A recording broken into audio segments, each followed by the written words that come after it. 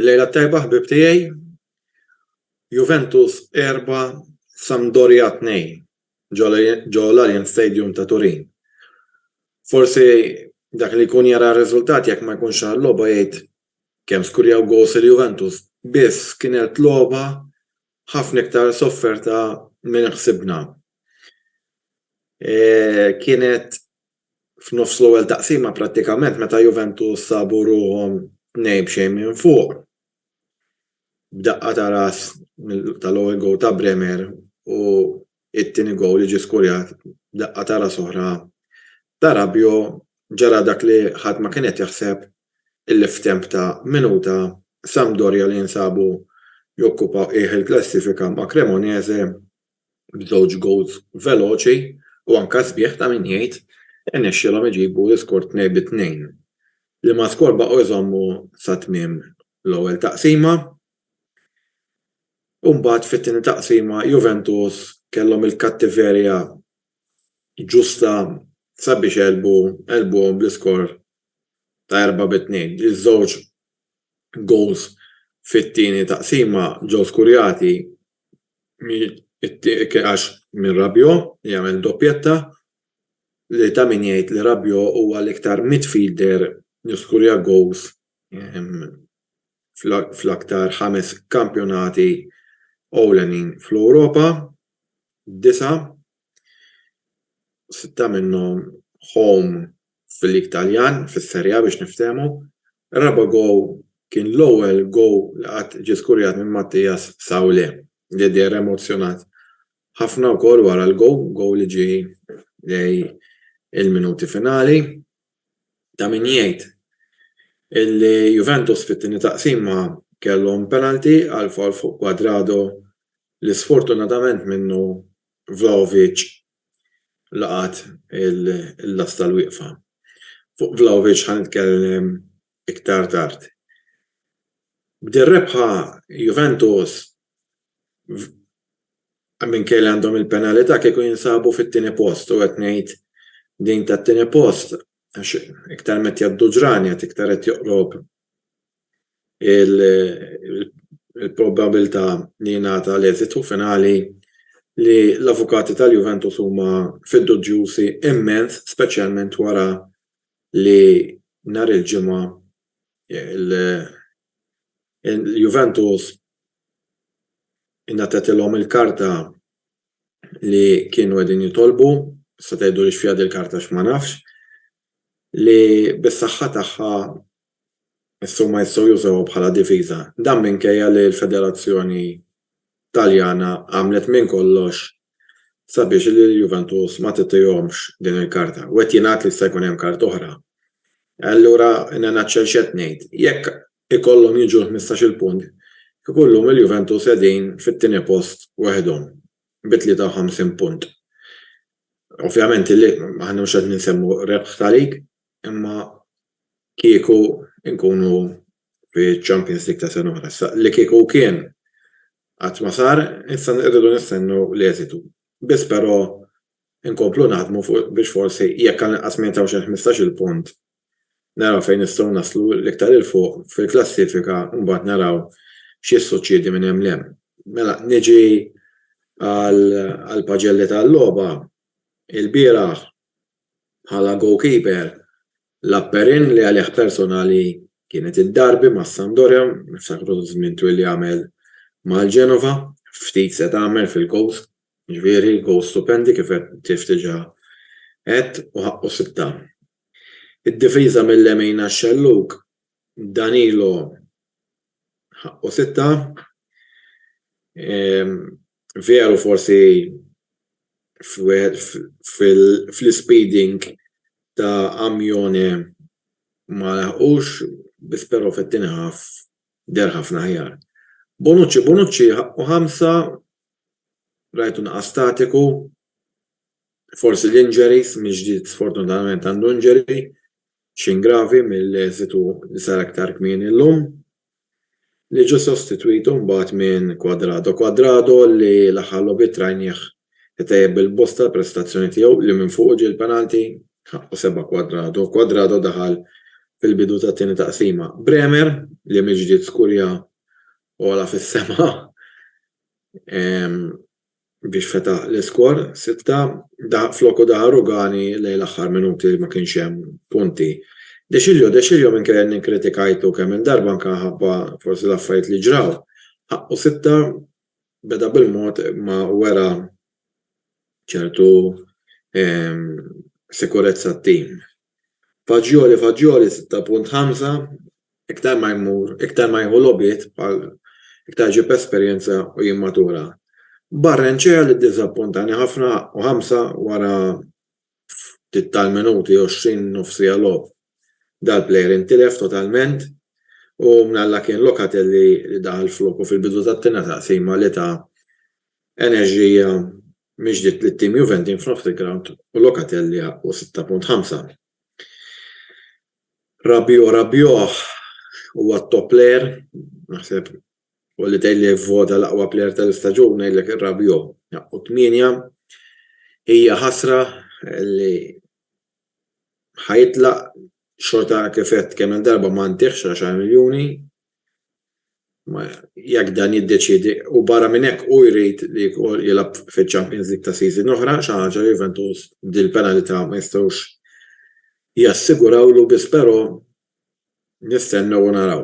Nafu li ommu l-aġenti jew xi lira l-emmolaw jew xi euro l-emmolaw tkun trid iktar minn ħadd ieħor.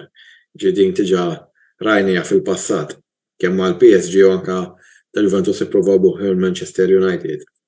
Kostic jekk Rabiot kien l-aqwa plejer ta' season fuq il-podium żgur ħajkun hemm Kostic. Dal-plejer brillanti. 6.5 assist toġobni l-veloċità kif jitla' fakkarni f'ħafna f'Delivio, ġifier milux qed inna ħafna neqsim minn plejer hekk. Fakkarni ħafna fis-Soldatino, li rebaħna Champions League fis-96, imma issa kienu żminijiet oħrajn. Miretti 6.5, ġifieri ta' ħafna għajnuna f'nofs il-ground u anke bejn il-linji. Sawle li daħal flok Miretti 6.5, ġifieri wara Grinta ġil gow jalla jkompli mixi fuq hekk. U għaw nasal l-ikbar flop tal-istaġun. U li appartiju, issa ħanitkellem fuq Pogba wkoll. Ħanibdew minn Vlahovic. Vlahovic miġdiet ħaqqu 5. Jiena, onestament, kien hemm logħba, kien hemm 2, kien hemm 3, meċċejn u ma kritikajtux. Però aktar meta jgħaddi żmien ma nafx. Ma nafx hux it-top player li verament Juventus kellhom ħalsu dawk l-ammont ta' miljuni, jekk minn ser żball 9 miljun. Subject to correction dik fuqha. Jiġifieri tgħidu ħabatlu l-biera flok taqsima qasdejn. Jiena mhux ħaniġġudika għax il-ballun ħabatlu mal-asta, għax hekk il-ballun jgħidlek ma rridx nidħol, tista' tilha play sħiħ għax mhux ħajidħol. Veru fit-tieni taqsima kien aħjar, imma qed nistenna xi ħaġa aħjar. Dak il-Juventus kienu ġabu għax kellhom problema fl-attakk. U nirringrazzaw Alla li tiskurjaw il-midfielders u sansitra difensuri x'anke Bremer. Mezz biex taxxa hemm kemm barra, Milik għadu mweġġa, ma tantx għandek xi kwantità ta' attakkanti fejn iddur. Di Maria qed momentarjament barra wkoll. U jekk fil-ground Vlahovic kien l-ikbar flop tal-istaġun, barra l-ground l-ikbar froġa mela Pogba. Jien li kien għalija dan il-Juventus ħollhom il-kontratt. Da jiġri 50 metru isni meta mmur niġri jien u jħosslu ġieħ. Prattikament għandu reġandu 3 ġimgħat barra dal-plejer. Ma nafx. Ġifieri qed nitkellmu 3 ġimgħat oħra sa ġiet il-waqfa ġdaħet li fil-logħba mal-Inter ta' nhar il-Ħadd, xi jkun baqa' mill-kampjonat. Forsi jkun lagħab 4 logħbiet sal-aħħar, forsi, ngħidu forsi. U nkompli nikkonferma għalkemm qed jingħad li tawilu kassik li jiena naħseb dal-plejer kien diġà moġu mill-ħamis u ppruvaw jattulu. Dik hija l-opinjoni personali tiegħi. Xi ma qrajt kien x'naħseb jiena. U ġew għax kieku rridu jtuħ kastik naqsulhom il-paga, mhux ma tilagħbux. Hemmhekk min jidher jinqaras meta tmisslu l-flus fil-but. Finalment Allegri ħaqqu 6 u ma ħaqqux iktar għax ma nistax nifhem kif Juventus jiġu mumenti li jkollhom dawn it-tip ta' blackouts. Lob għax il-bieraħ ġiet tajba mas-Sampdoria. Ma nimmaġinax il-ħadd l-Inter ituna 2 inkunu minn fuq kif ħajreġixxi t-tim għax l-Inter mhumiex is-Sampdoria jew il-Freiburg. Ħanitkellem fuq il-logħba li jmiss. Is-support li qed nistenna nhar ħamis fil-ground tal-Freiburg ħajkun infern. Ma nimmaġinax xi tip ta' logħbek ħajdawruha fuq id waħda l-Juventus. U mhux billi l-Inter ngħaddi għall-logħba tagħlik mhux ftehim minn tajjeb, meta ħadd tiġi ssir no, l-Inter dejjem taw logħba mal-kbar. Veru tilfu l-punti maż-żgħar, ġie ma rridux nafdawhom. Jiġifieri issa ma nafx se jiġri fir-riżultat tal-logħba li għandhom minn għalijada mal-Porto, jiġifieri jaf ittellaħħom il-moral il fuq jew kellha ssabbathom l-isfel jiddependi mir-riżultat. Biss kif dejjem qed kull logħba fiha l-istorja tagħha. Mela rikapitolazzjoni, il-logħba li jmiss issa hija l-ħamis, it-tieni lek tal-ottavi di finali tal-Europa League mal-Freiburg u mbagħad id-Derby d'Italja il-Ħadd. Jiena fuq id-Derby d'Italja m'għandi xejn, xi nżid għax ħajkun hemm il-mument li nitkellmu. Sorry? Issa, ma nafx jekk inxamm min irid jgħaddi xi kummenti, jiġifieri kwanti qed live. U da parti tiegħi jiena għal-lejla ntemma m'għandi xejn iktar xi nżid. Nagħtikom il-lejla tajba u fakkarkom li tisimgħu l-vuċi tiegħi qabel nhar il-Ħadd ħadd isimgħu ir-reazzjoni tiegħi għall-logħba kontra Freiburg iktar lejt minn il-ġimgħa. Saħħiet, forza Juve u fino alla fine.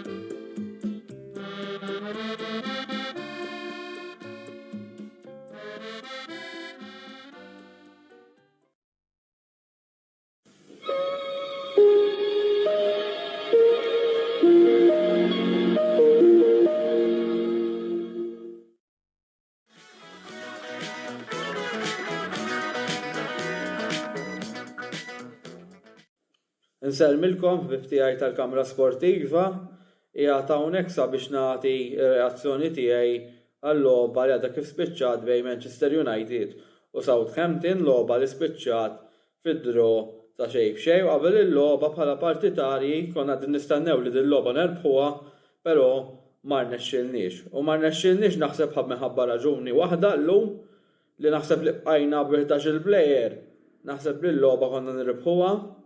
Infatti, naħseb li l-tim ixraqlu mertu llum ukoll minħabba r-reżiljenza illi wera. Però jammorru mal-ewwel għal-main talking point tal-partita, jiġifieri tkeċċija tal-plejer ta' United Casemiro li jagħti tkeċċija tiegħu dan l-istaġun li jiġifieri issa se jkun qiegħed jimmissja 4 logħbiet. Jien fil-verità, ġifieri għalkemm hemm opinjonijiet differenti dwar kellu jitkeċċa ma kellux jitkeċċa, Jien naħseb li kienet ftit għalkemm il-plejer irnexxielu jerbaħ il-ballun, kienet ftit ta' dangerous play. Ġifieri meta inti tmur saqajk over the ball, hemmhekk bir-regoli kif inbidlu huwa meqjus bħala dangerous play anke jekk il-plejer rebaħ il-ballun. Però mbagħad li naħseb li ldejq ħafna lill-partitari huma l-inkonsistenzi. Dis-sena rajna lill-Andy Carroll bażikament iweġġa' lil Eriksen u ma netax karta ħamra f'dik il-partita.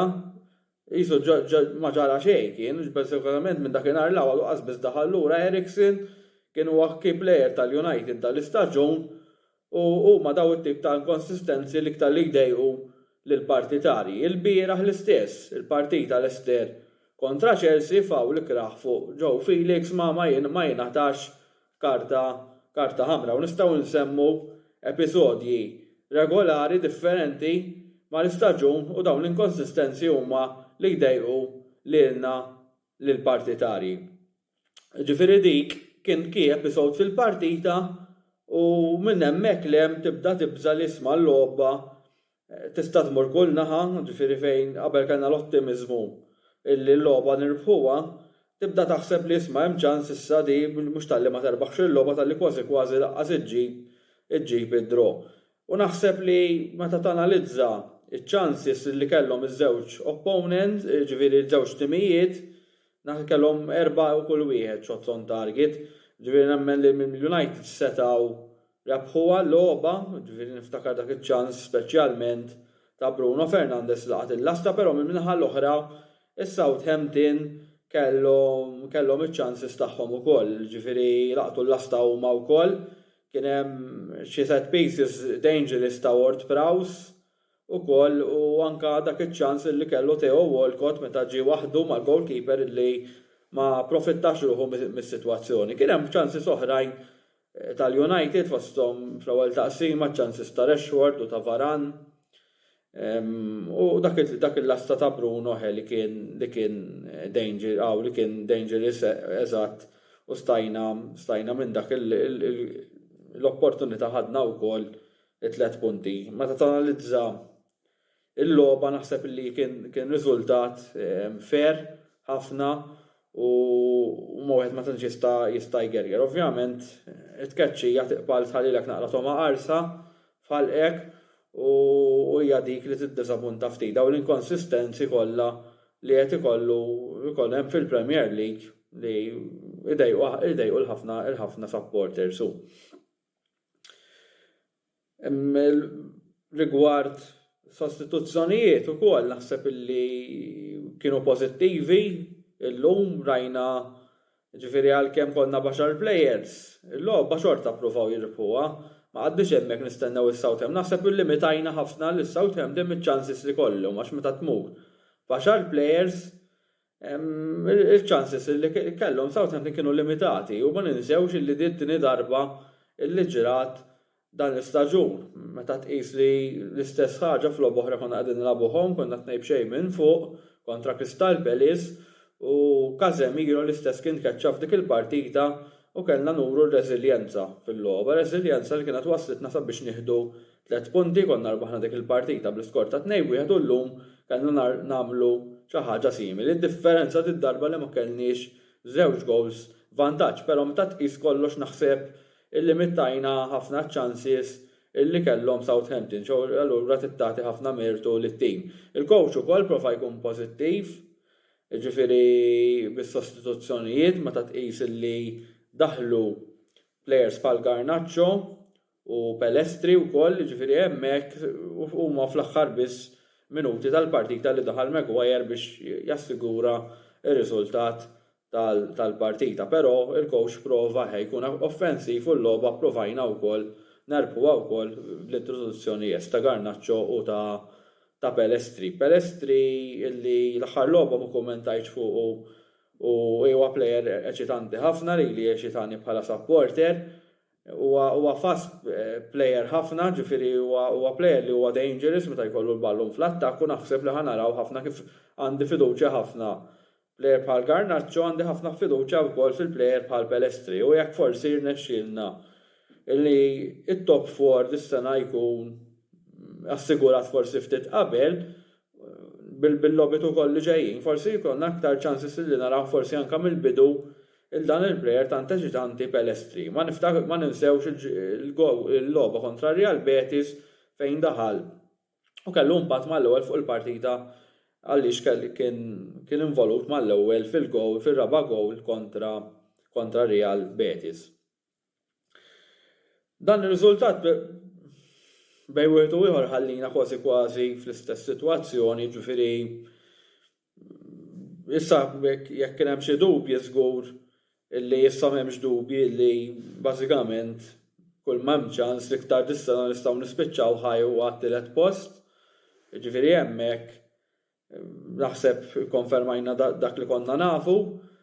Rigward irridu naraw nistennew issa r-riżultati ta' Newcastle kif ħajkunu bħalissa għadhom ħajjilagħbu kontra Wolverhampton Wanderers home, ġifieri naraw naqra kif se tispiċċa dik il-partita. Tottenham inkonsistenti, ġifieri l-istess ma tantx norbot ħafna fuq Tottenham. Jien u Liverpool wara t-telfa tal-Bournemouth l-istess qed ikunu ħafna inkonsistenti. Ġifieri huwa riżultat li jħalli ħafna l-affarijiet kif kienu qabel u ġast jikkonferma fl-opinjoni tiegħi li t-tieni post huwa l-Manchester City u għall-Arsenal għaliex it-title race hija bejniethom u mbagħad tielet u raba' post se jkun kombattut. Naħseb il-United favoriti għat-tielet post u mbagħad ir-raba' post jista' jintrabaħ minn bosta timijiet milli fadal Newcastle,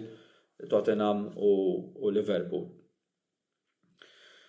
Issa wkoll ġejjin logħbiet pjuttost mingħajr Casemiro jimmissja 4 logħbiet, ġifieri fadal issa jiġu logħbiet kontra Fulham, ħajlabu kontra Newcastle away, Brentford home u Everton home, ġifieri dawk ħajkunu l-logħbiet illi il-Brażiljan ser jimmissja u naraw x'impatt se jħalli dan fuq it-tim. Diġà għadni importanti li bħala tim ma niġux dependenti żejjed fuq plejer u wieħed, però qegħdin narfu li huwa key player. Jiġifieri naraw issa x'ħad tkun ir-risposta tat-tim. Issa jkollna wkoll dalwaqt ukoll il-wafqa internazzjonali u minn hemmhekk ukoll nieħdu l-affarijiet minn hemmhekk ukoll. Issa l-logħba li ġejja nilagħbu fl-Europa League, il-ħames li ġej għandna siq ġewwa fl-Europa League u wieħed naħseb hemmhekk jistenna Casemiro li jilgħab u naraw xi tkun għal darb'oħra r-risposta tat-tim. Ma tantx għandi ħafna xi ngħid fuq il-logħba tal-lum fil-verità għaliex kif ġiet qisha bħala partitarju kuntent bid-draw meta tqis kif ġiet il-logħba, però qisha kienet li qisha ntilfet ftit. Xorta kienet naħseb logħba li ħalliet kienet entertaining għall-logħba ta' xejn, però qisu ma tantx hemm wieħed x'jista' jgħid ħafna u x'teta sar forsi aħjar għaliex dik kienet episodju li biddel totalment l-andament tal-partita u għalija bħala partitarju li ħadna xi ħaġa minn dik il-partita nqisha bħala xi ħaġa pożittiva meta tqis li Southampton ukoll qegħdin iddisprati qegħdin jiġġieldu sabiex ma jaqgħux. Għal din il-partita m'għandix iktar xi ngħid illi nirringrazzjakom talli segwejtu dan il-video u nagħti l-linja lil ħabib tiegħi Chris, il-Kofajt Chris, illi se jkun qed jagħtina l-analisi tiegħu għalfejn bħalissa iċ-cherries qegħdin out of stock. Però dak inħalli f'idejh sabiex jagħtina r-raġunijiet bħalissa għalfejn spiċċaw daqshekk out of stock iċ-cherries dan il-weekend. Inselmilkom bib tiegħi sa ma narġgħu niltaqgħu.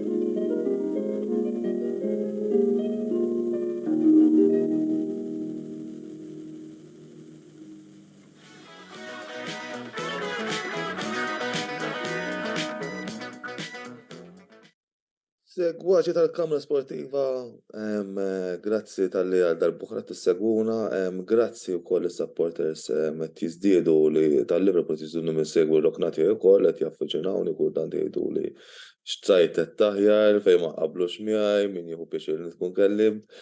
Il-rebħa marra għadnet naħseb fuq il-rebħa ta' sebab xejn, il-telfa l-biraħ li kena hija waħda imbarazzanti li ma stennejniex ma kien niskużi li nitilfuha fis-sens. Konna għandna kemm nerpu sebab xejn, labna logħba fantastika mal-aktar l-ikbar rivali tagħna mbagħad niġu l-bieraħ, dan qed nirrikordjah l-għada tat-telfa li kellna mal-Bournemouth, niġu l-bieraħ tim kważi l-istess u nitilfu bl-iskor ta' 1-0 u ma rnexxinniex insibu x-xibka biex inkomplu nkabru d-distakka okej kien hemm ta' qabilna forsi kien hemm ir-rebaħ, kien hemm infalla, imma d-distakk ma komplejniex nieħdu l-okkażjoni biex nitilgħu dik il-klassifika.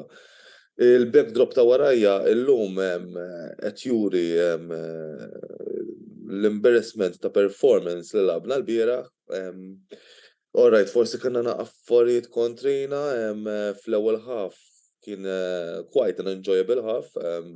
Forsi fis-sens mhux qed ngħid enjoyable bħalma l-logħba ta' pressing football li kellna l-ġimgħa l-oħra, però il-bieraħ stajna ma laqna l-logħba fl-ewwel half chances kien hemm. Biex to be fair kellhom iċ-chances il-Bournemouth ukoll. Id-daqqa ta' ras ta' Van Dijk fil-bidu setat faċilment tefatna fil-faċċaġġ imma kien id-difensur tal-Bournemouth li qala l-ballum daqqa ta' ras stess minn fuq il-linja. Il-bieraħ tista' tgħid kien hemm mumenti fejn ma bdejniex niffunzjonaw bħala tim wara li fallejna diversi chances u mbagħad il-Bournemouth dew ovvjament kif rajna telgħu u ħadu il-ċans tagħhom permezz ta' Philip Billing. Rajna wkoll performance tajba minn naħa tal-Bournemouth mill-plejer tal-midfielder għandhom l-Erma li huwa wieħed mill-plejers li fil-passat kien segwit minn bosta top clubs mill-Ingilterra fosthom Liverpool. Id-deżappunta li kienna ħafna mis-supporters u l-penalty li kien hemm ta' Mohamed Salah ma tantx kieku laqgħu l-goalkeeper forsi fihom ma fiex imma mar out of target ċertu distanza kbira, mhux kif bdew jgħidu ħafna supporters rivali tagħna li qabeż il-ground għax hekk tindunaw sew il-ballun fil-ġemp tal-lasta mar, ġifieri għadda minn mal-ġemp tal-lasta fil-ġemp. Iwa, ma kienx il-logħba tagħna l-bieraħ, ma kellux ikun li kellu jkun, u l-logħba sfortunatament tlifniha. Ma ħadniex l-opportun li nkomplu nibnu fuq il-performance li kellna l-weekend l-għadda mhumiex aċċettabbli performances hekk ma nistgħux ingegru fuq it-tim għax kien hemm players li labu performance tajba l-ġimgħa l-oħra. Reġgħu kellhom feature fit-tim, forsi li ma kontx naqbel jiena magħha l-bieraħ ma kontx nibda b'Bajcetic, imma kont nibda b'Henderson nerġa'. Il-bieraħ kienet logħba away game li jaffaxxinani jien fil-li nerbħu l-ġimgħa ta' qabel bi-skor ta' 7-0. Lil daw diġà erbaħnilhom il-Bournemouth 9-0 ġewwa darna u mbagħad nitilfu bl-iskor ta' 1-0 ġewwa darhom. Okay, away is always a harder fixture, ġifieri ma nistgħux naqbduna l-muttimiet hekk.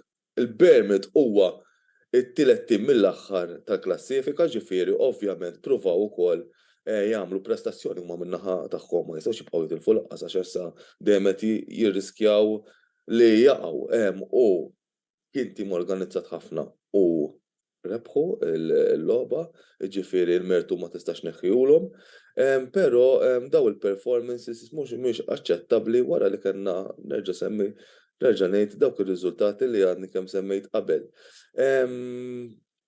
Setgħu kellhom aħjar il-bieraħ il-Liverpool, jien overall ma naħsibx li kien hemm fixtiet fixkel il-bieraħ, ġifieri l-line-up wieħed b'saħħtu kien. Ġifieri stennejt aktar ħeġġa mill-klabb u mill-iskwadra tal-Liverpool ma naqbilx ukoll jiena bħala supporter tal-Liverpool għandi opinjoni ġifieri forsi differenti minn ta' ċertu nies oħra ta' Trent Alexander-Arnold għalhekk fejn il-Bournemouth kellhom għal xi aktar jilagħbu, jiena ma naqbilx ma' Trent Alexander-Arnold, aħna kellna xiex nilagħbu daqshom ġifieri, imma issa inħarsu għal 3 fixtures li ġejjin tal-Liverpool. Issa għal-Liverpool nistgħu ngħidu ġejjin 3 fixtures ibsin. Wara iċ-Champions League nhar l-erba' li ġej li ħnabbu kontra Real Madrid li ħatkun fixture ibsa immens, irdu naraw jiena wkoll ma hekk tgħiduli xi prediction taħseb jien ma nemminx li ħankun għalkemm kollox jista' jiġri hija diffiċli ħafna biex inġibu naqilbu dak l-iskor ta' 5-2 li tlifna ġewwa darna, dan qed tgħid irdu niġu 4 b'xejn biex ngħaddu jew mill-inqas nirbħu 3 b'xejn, jiġifieri dejjem qed ngħidu ma nqalgħux gowl u forsi mmorru għal penalti għal xi miraklu, ġifieri xorta waħda huwa diffiċli li ngħaddu, ġifieri jiena ma nemminx li ħankunu f'pożizzjoni li ngħaddu around li miss tal-Champions League. Hekk tgħiduli min kien il-plejer tal-logħba l-bieraħ. Nemmen li kien hemm okkażjonijiet fejn il-Liverpool setgħu skorjaw faċilment, Neto kellu logħba tajba tal-Bournemouth, l-Erma kien lab logħba tajba wkoll ġifieri għalija bejn Neto u bejn l-Erma u anke Billing kien qiegħed hemm f'okkażjonijiet importanti fejn kien tred għat-tad-diviża tal-Liverpool, ġifieri żgur u mhux forsi il-man of the match tal-bieraħ ma kienx plejer tal-Liverpool imma kien plejer tal-Bournemouth. Biex inkompli minn fejn kont u ma niddevjax milli kont qed ngħid. Issa l-Liverpool għandhom 3 fixtures importanti fil-lig li huma City wara l-international break, Chelsea. Daw City u Chelsea qed ngħidu żewġ logħbiet away u fejn Chelsea issa qed jerġgħu jirpiljaw qed jqumu fuq saqajhom u mbagħad għandna logħba tielet logħba ta' dan ix-xahar ta' wara din logħba tkun kontra l-Arsenal, ġifieri l-Arsenal ukoll irdu jiġġieldu wkoll għall-logħba għal-riżultat li jmiss biex ikomplu telgħin f'dik il-klassifika u wkoll jidħlu aktar biċ-ċans li jirbħu il-Premier League għal 11 u 12 logħba li fadal rispettivament għal ċertu klabs. Jiena għallum ħani qafaw, nixtieq nirringrazzja l-sponsors tagħna The Barber Room. Bħal dejjem nistidinkom tkunu magħna l-programm Mixzone li jmiss fejn l-editur Antonello Bela ħajkun magħkom bil-logħba ta' Porto versus Inter u Clayton iċ-Ċomba ħajkun magħkom bej għall-logħba ta' Milan versus Salernitana għal-ħabta tal-11:15 dan qed ngħidu għal-11:15 bil-lejl nhar it-tlieta li ġej. Jekk Porto u Inter imorru għall-extra time hemm ċans kbir li tintlab ukoll mhux hemm ċans kbir li tintlab ukoll hemm ċans kbir li l-programm jixxandar nhar l-erba' fil-għaxija għal-ħabta tad-9. U dan ħajkun il-50 programm tal-Kamra Sportiva mis-sensiela Mixzone. Ukoll nissuġġerilkom tagħmlu subscribe fuq il-YouTube channel tagħna biex tkunu tistgħu wkoll taraw forsi l-episodji li ma rnexxilkomx taraw live u tarawhom fuq YouTube rekordjati. Jiena għallum ħani qafaw l-supporters tal-Liverpool bħal dejjem u anke l-segwaċi tal-Kamra Sportiva ngħidulhom you'll never walk alone u grazzi tal-li segwejtnuna.